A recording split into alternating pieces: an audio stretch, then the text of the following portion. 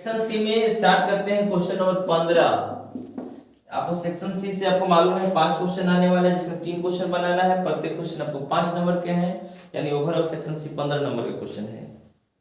चलिए क्वेश्चन है पहला, एक समतल जमीन पर खड़ी मीनार की छाया उस स्थिति में 40 मीटर तक लंबी हो जाती है जब सूर्य का 49 कोण 60 से घटकर 30 हो जाता है।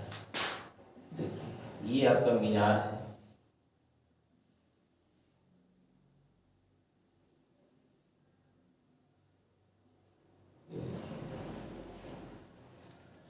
क्लियर? देखिए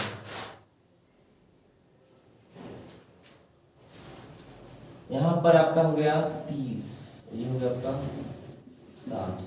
60 से घटकर 30 हो जाता है। कब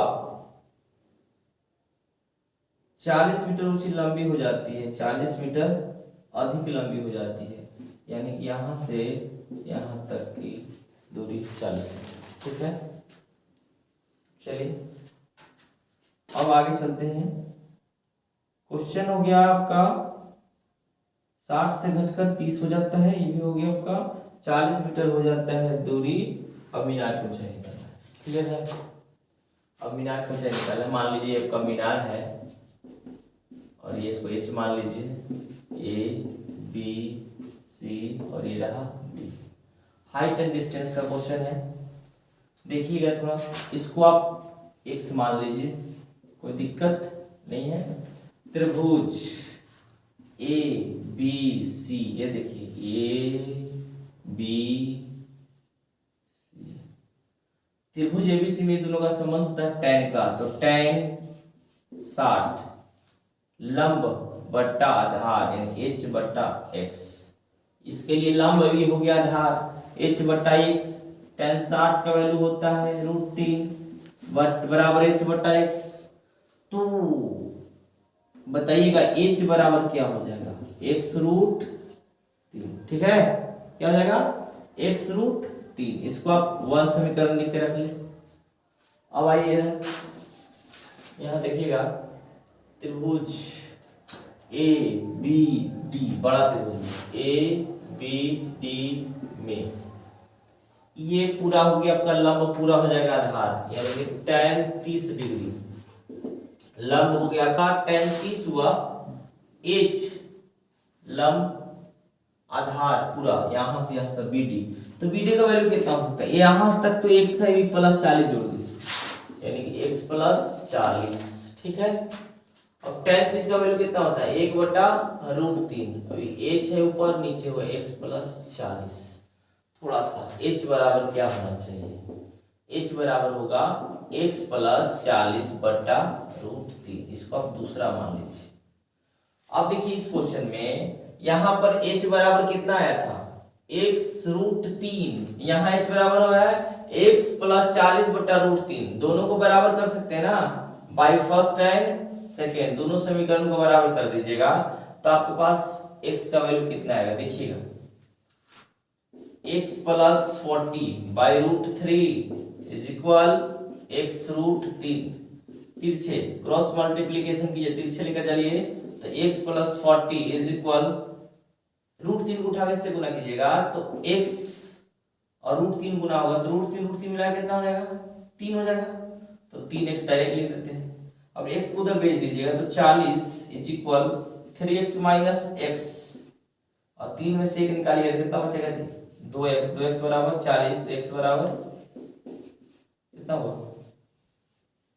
x बराबर 20 आपका मीटर हुआ, यानी कि इसकी दूरी हुई। लेकिन आपको ये नहीं निकालना है, निकालना क्या है आपको, तो ताल निकालना है ऊंचाई, मीनार की ऊंचाई। मीनार की ऊंचाई निकालने के लिए समीकरण एक में x का वैल्यू रख देंगे हम, तो h वैल्यू कितना होगा 20 √3 हो जाएगा। क्लियर? आपको हो जाएगा x वैल्यू हो जाएगा 20 √3। तो आइए यहां पर हम इधर मान रख के दिखा देते हैं थोड़ा सा। x का वैल्यू रख दिए 1 में, put the value of x in equation first, यानी h बराबर x√3 था तो h बराबर x का वैल्यू होगा 20 तो √3 मीटर। ये रहा आपका आंसर। क्लियर। चलिए क्वेश्चन नंबर 16, भुजा 5 सेंटीमीटर वाले घनाकार ब्लॉक के ऊपर 4.2 सेंटीमीटर व्यास वाला एक अर्धगोलाकार रखा हुआ है। इस प्रकार बने ठोस का पृष्ठीय क्षेत्र निकालिए। देखिए ये समझ लीजिए कि घनाकार है, कोई ब्लॉक इस पर 4.2 का एक गोला रखा हुआ है।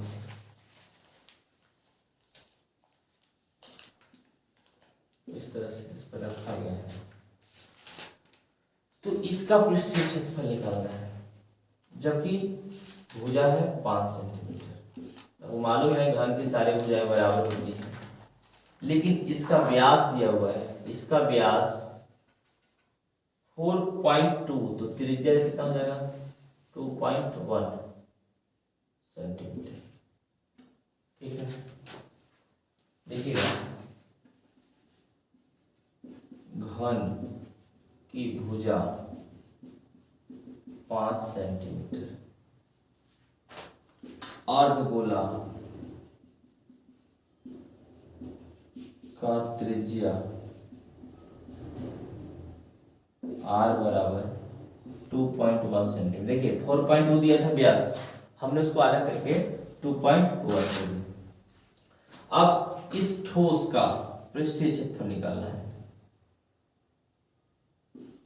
बने ठोस का पृष्ठीय क्षेत्रफल क्या फॉर्मूला हो जाएगा, देखिएगा घन है तो 6a² हो जाएगा, प्लस इसका होता है 2πr², लेकिन जो भाग इस घन में ऑलरेडी जुट गया है उस पोर्शन को हमको हटाना होगा, इतना जो वृत्ताकार पोर्शन है, तो इसको हम πr² माइनस कर देते हैं, तो 6a², 2πr² में से वो πr² हटा देते हैं।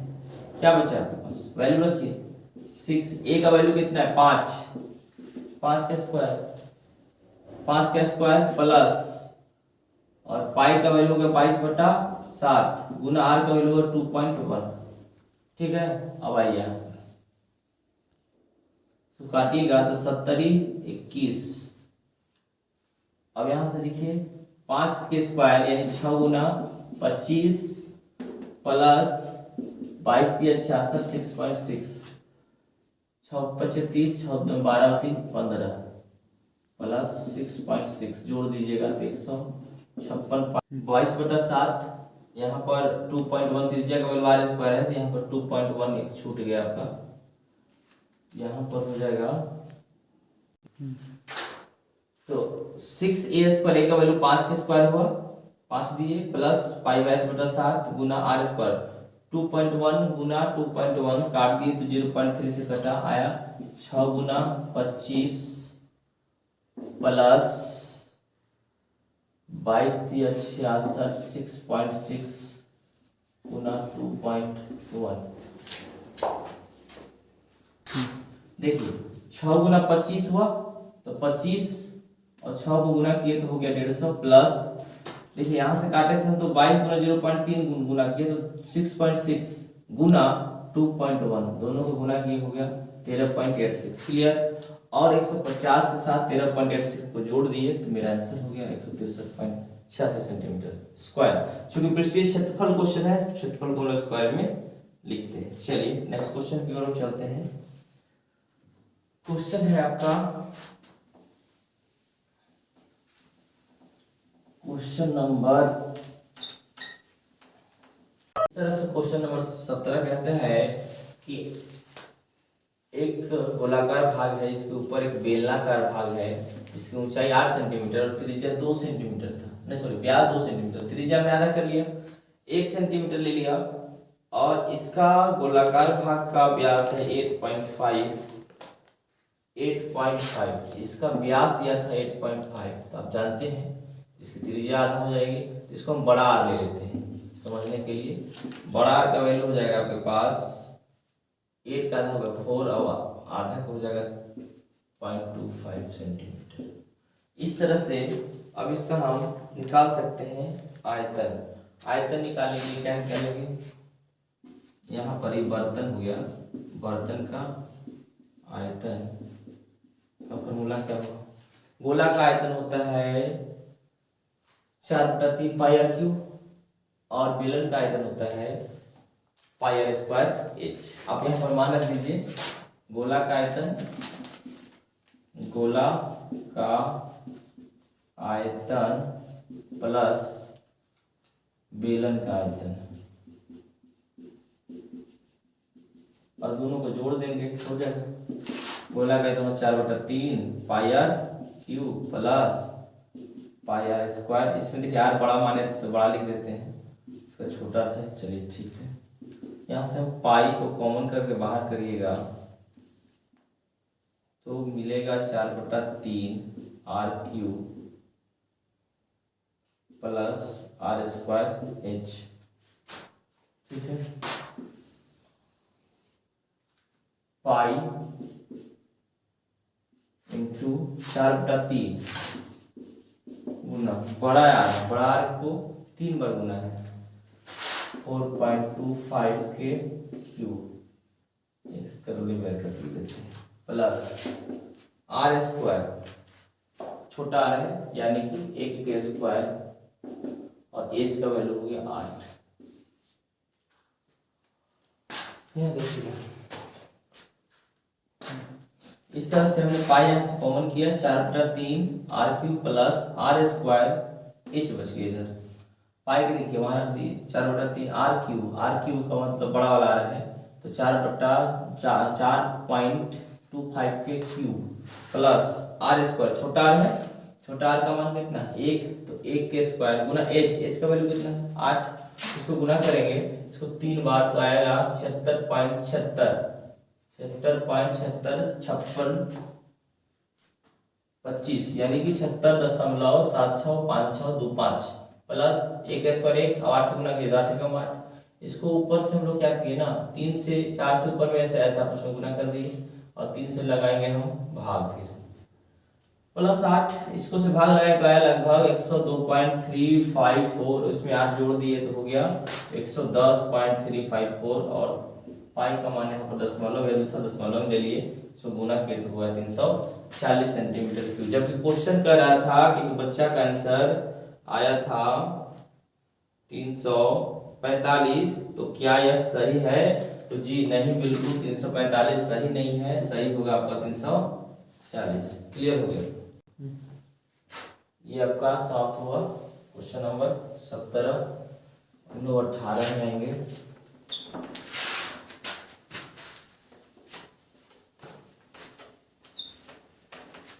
क्वेश्चन नंबर 18 है माध्य ज्ञात करना है, तो इसका वर्ग अंतराल ले लीजिए, सिंपल सा बात है। वर्ग अंतराल के बाद लिखिए बारंबारता, बारंबारता इसको कहते हैं हम लोग एफ आई, फिर लिखिए वर्ग चिन्ह, इसको कहते हैं हम लोग एक्स आई, और माध्य निकालने के लिए आपको चाहिए एफ आई एक्स आई का गुणनफल भी चाहिए, इस तरह से। पहला वर्ग अंतराल है आपका 100 से 150, फिर आपका 150 से 200, 200 से है 250, 250 से है 300, 300 से है 350। इस तरह से आपका क्वेश्चन हो गया आपका। चलिए इसका वैल्यू दिया है 4, इसका 5, इसका दिया है 12, इसका 2 है 2। देखिएगा वर्ग चिन्ह का मतलब क्या होता है, वर्ग चिन्ह का मतलब होता है उच्च सीमा प्लस निम्न सीमा बट्टा 2, यानी कि दोनों संख्या को वर्ग अंतराल में जो दिए गए संख्या होते हैं उन्हें जोड़कर 2 से भाग दिया जाता है तो हमें प्राप्त होती है वर्ग चिन्ह, जिसको एक से सूचित करते हैं। तो यहाँ पर देखिए 100 और 150 जोड़ दीजिए, 200 250 250 का आधा कितना हुआ 125, ठीक है। फिर 200 और 300, 350, 350 का आधा कितना हो जाएगा? 300 का आधा हुआ 150, यानी कि 175। ठीक है, फिर 200, 200, 400, 450, 450 का आधा हो गया 225, और 300, 200, 500, 550, 550 का आधा हो गया 500 का आधा 250। देखिए वर्ग अंतराल दिया था 100 से 150, 150 से 200, 200 से 250, 250 से 300, 300 से 350, इस तरह से दिया गया था। आपका बराबर था 4, 5, 12, 2, 2 दिया गया था, और आपने निकाला वर्ग चिन्ह, दोनों को जोड़ के 2 से भाग लगाए, दोनों जोड़ के 2 से भाग लगाए, ये दोनों को जोड़े तो 2 से भाग लगाए कितना आया, ये दोनों को जोड़े 2 से भाग लगाए कितना आया, और इसे भी दोनों को आपस में जोड़कर 2 से भाग लगाए तो हमें प्राप्त हुआ 325। अब हम लोग FI निकालते हैं कैसे? दोनों को गुना करते हैं, तो 125 को 4 से गुना किए तो 500 हुआ, 175 को हमने 5 से गुना किया तो हो गया आपके पास 875, 225 गुना 12 किए तो 2700, 275 गुना 2 किए तो हो गया 550, 325 गुना 2 किए तो हुआ 650। इस तरह से माध्य का फॉर्मूला होता है। इसको निकालने के लिए हम लोग की FI है, इसका सिग्मा वैल्यू निकाल दिए, यानी कि इसको योगफल निकाल दिए टोटल का। FI का योगफल यानी सिग्मा वैल्यू हुआ 5275, यानी जोड़ दिए सबको 5275 हुआ, और सिग्मा FI का वैल्यू यानी टोटल बारंबारता का मान कितना है 25। अब आप जानते हैं कि माध्य का फॉर्मूला होता है सिग्मा FI बटा सिग्मा FI। तो भाई इसका मान रखते हैं 5275 बटा 25, 25 से लगाए भाग आया 211। इस तरह से इस क्वेश्चन क्लियर हो जाता है और आपका माध्य यहाँ से समाप्त होता है। अब हम लोग नेक्स्ट क्वेश्चन को चलते हैं। क्वेश्चन नंबर 19 है, सेक्शन सी का लास्ट है आपका। इसमें निकालना है बहुलक। तो सबसे पहले निकालिए, आप लिखा हुआ है वर्ग अंतराल।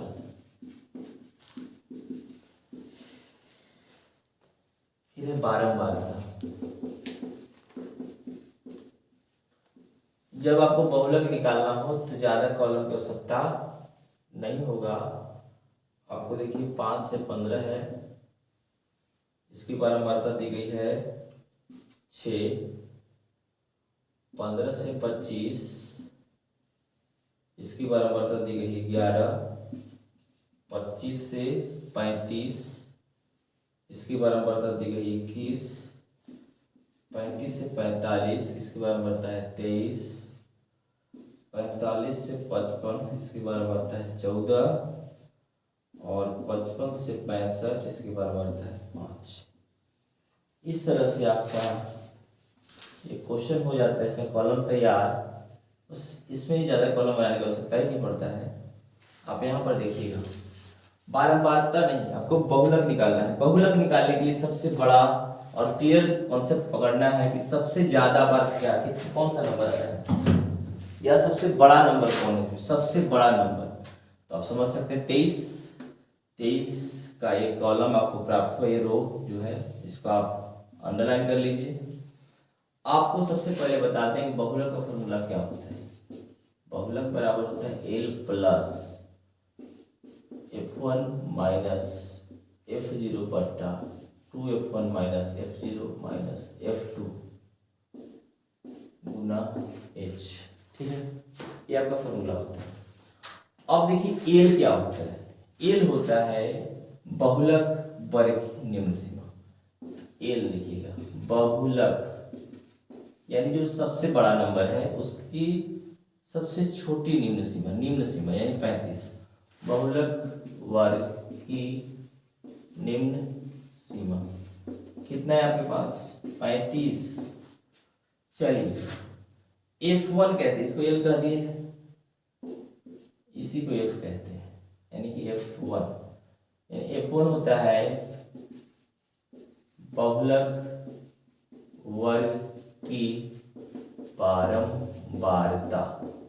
ये आपका है 23, इसको F1 कहते हैं। F0 यानी इससे ठीक ऊपर है बहुलक वर्ग की ठीक पहले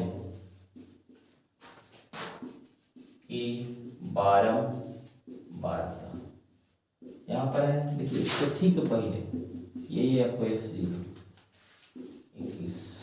ठीक है, अब F2 इसके बाद यानी कि बहुलक वर्ग के ठीक बाद की बारंबार, ये कितना है आपके पास F2, सॉरी F2 यहाँ पर हुआ, F2 का वैल्यू यहाँ पर आप लिख दीजिए 14। चलिए अब क्लियर हो गया, अब इसका वैल्यू निकाल दीजिए। बहुलक बराबर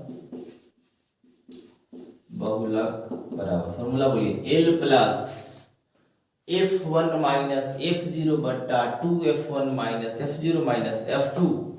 so put the value of L का वैल्यू कितना है 35 plus F1 value 23 plus sorry minus F0 21 बट्टा 2F1 2 गुना F1 का वैल्यू 23 है, माइनस F0 का वैल्यू 21 है, माइनस F2 का वैल्यू है आपके पास 14। सो हमने पुट किया, H का वैल्यू हमें निकालना है, तो H का वैल्यू होता है आपके वर्ग माप, यानी कि कितना का अंतर है 5 से 15 यानी कि 10, 15 से 25 कितना का अंतर है, कितना का अंतर है 10 का अंतर है। तो आप यहाँ H बराबर यहाँ हम लिख देते हैं आपको 10। चलिए यहाँ लिख दीजिए गुना में 10, ठीक है 35 प्लस, ठीक है क्लियर। अब यहाँ पर 23 में से 21 घटाइए, कितना बचेगा 2 और 23 दूना 46 माइनस 4 1 5 2 1 3 गुना 10, इस तरह से। यहाँ देखिए 35 प्लस 23 में से 21 निकाल दिए तो 2 बचा है, 23 दूना 46 और 21 से 14 जोड़े तो हो गया 35, माइनस में 35 और गुना 10। यहाँ देखिएगा कैलकुलेशन यहाँ ले आए हैं आपका 35 प्लस 2 बट्टा 36, 46 में से 35 को माइनस कीजिए तो 11 बचेगा गुना 10, 10 गुना 20 बट्टा 11 को हम 20 में 11 से भाग लगाए तो आया मेरा 1.8 और 35 में 1.8 को जोड़ दिए तो 36.8। इस तरह से सेट सी यानी ओवरऑल सेट नंबर 5 समाप्त हो गया मैथ सेट का। इसलिए मैं आपसे कहूंगा कि आप सब्जेक्ट वाइज अपने टेस्ट जो दिया गया है, आपका मॉडल पेपर जारी किया गया, इस तरह से आप स्टडी करें और अच्छे से अच्छे नंबर पाएं। इस तरह से और भी वीडियो आपको दिए जाएंगे और भी सॉल्यूशन कराए जाएंगे। अगर बेल बटन आइकन को प्रेस करें और पल पल का अपडेट आप इससे पाएं।